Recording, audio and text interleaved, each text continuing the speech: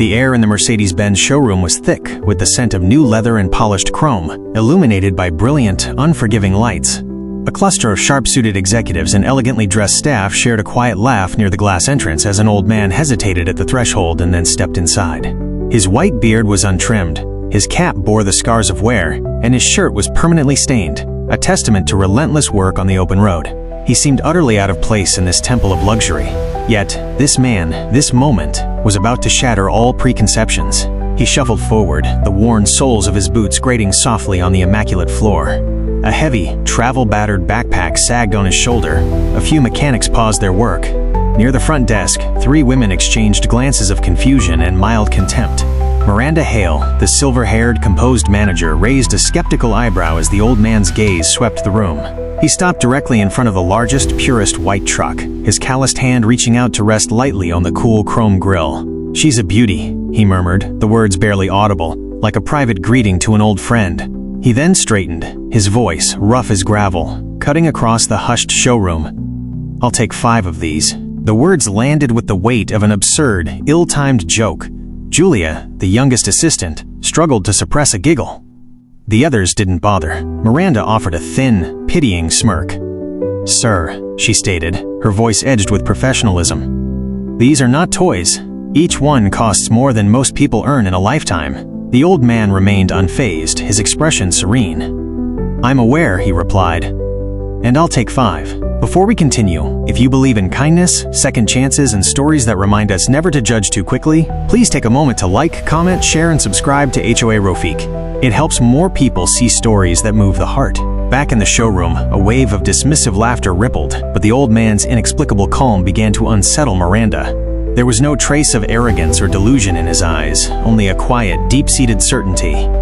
"Sir," she said, managing to keep her voice level, "perhaps you have the wrong address."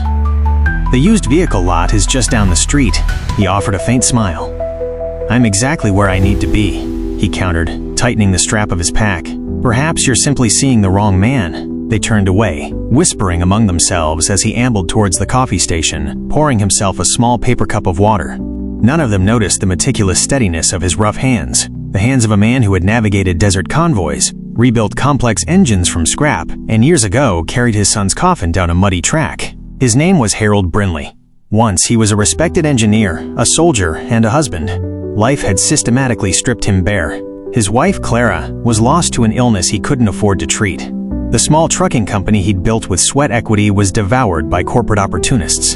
In less than a year, he'd gone from a pillar of his community to sleeping in his derelict old workshop with his backpack as a pillow. But Harold never succumbed to despair. His faith was in the road, that endless path where true opportunity awaits the persistent.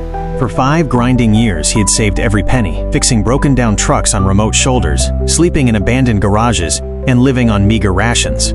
He was quietly financing a dream no one could foresee, a transport company operated by the overlooked, veterans, single mothers, and the homeless people who needed a genuine chance to rebuild. He named it Second Route Logistics. Today was its inauguration.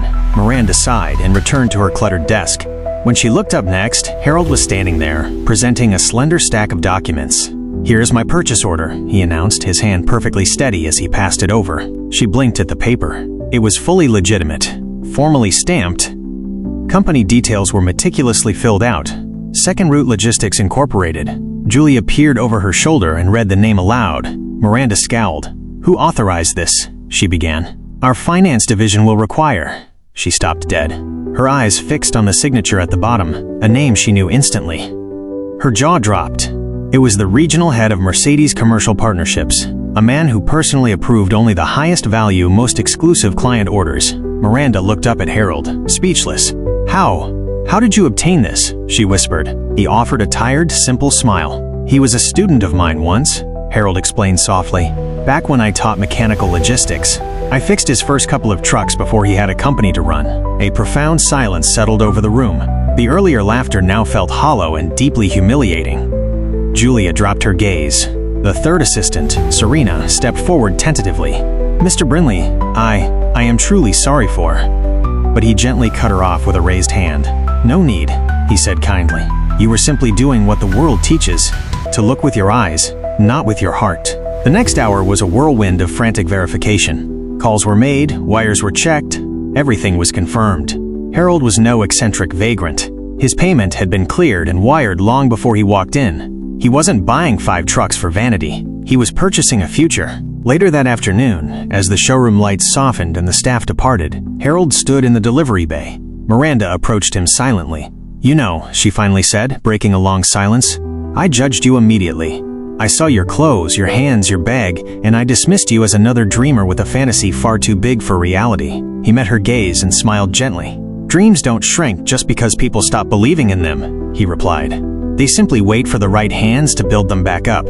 He paused, looking back at the gleaming white trucks now standing like patient sentinels. "These machines will feed families. They will carry hope from one city to the next. That, I believe, is worth more than any amount of pride, don't you think?" For the first time in many years, Miranda's eyes softened completely. "It is," she agreed, her voice barely a whisper. When the 5 trucks finally rumbled out the following morning, driven by a crew of men and women who had been sleeping in shelters only days prior, the entire town watched. The story of the ragged old man who bought 5 Mercedes trucks to rebuild shattered lives, not fortunes, spread like wildfire.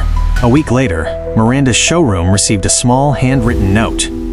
It read, "Thank you for the laughter. It served as a perfect reminder of how far I have traveled. Perhaps true kindness doesn't start with believing in others, but in giving them a chance to prove you wrong." If this story touched your heart, please like, share, and subscribe to HOA Rafik, where real stories remind us that compassion can change the world.